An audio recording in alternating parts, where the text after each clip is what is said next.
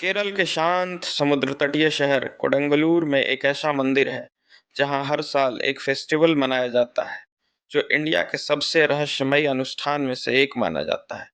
इस फेस्टिवल का नाम है कोडंगलूर भरनी फेस्टिवल और इसके सेंटर में है कोडंगलूर भगवती, एक देवी जिनके बारे में लोग कहते हैं कि वो रक्त ऊर्जा से खुश होती हैं और कभी-कभी गुस्सा भी। ये फेस्टिवल मलयाली कैलेंडर के मीनम महीने में मनाया जाता है, जो मार्च अप्रैल के आसपास आता है। कहानियों के मुताबिक ये मंदिर कन्नगी को डेडिकेटेड है, वही कन्नगी जिन्होंने तमिल काव्य शिलापद्दिकारम में अपने पति के अनजस्ट मर्डर का बदला पूरा शहर को जला कर लिया था।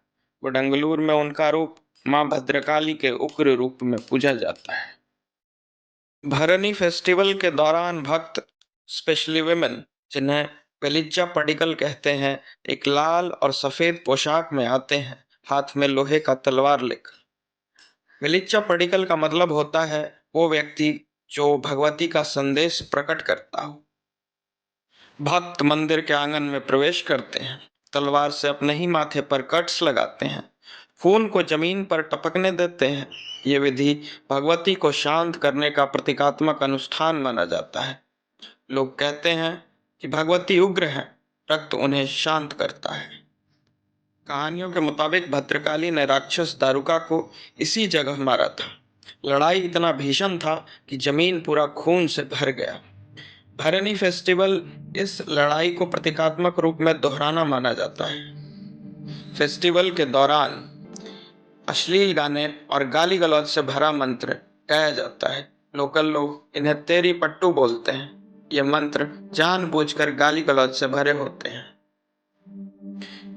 क्योंकि कथाओं के अनुसार भद्रकाली ने लड़ाई के बाद अपने भक्तों को आदेश दिया था, भरनी के दौरान बिना डर के गाओ, तुम्हारे शब्द यदि मुझे नाराज करते हैं तब भी गाओ। अर्थात ये चैंट्स एक प्रतीकात्मक अनुष्ठान है। भक्त अपनी सप्रेस नेगेटिविटी, गुस्सा, फ्रस्ट्रेशन सब देवी को सरेंडर करते हैं।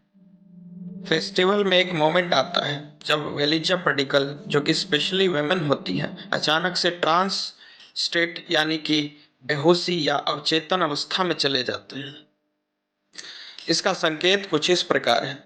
शरीर कांपने लगता है, आंख घूमने लगता है अर्थात रोल होने लगता है, वो अनकंट्रोल्ड चिल्लाने लगती हैं, भविष्य सूचक इशारा करती हैं अर्थात प्रोफेटिक जेस्चर्स दिखाती हैं। इसका स्थानीय मान्यता यह है कि देवी स्वयं उनके शरीर में प्रवेश करती हैं।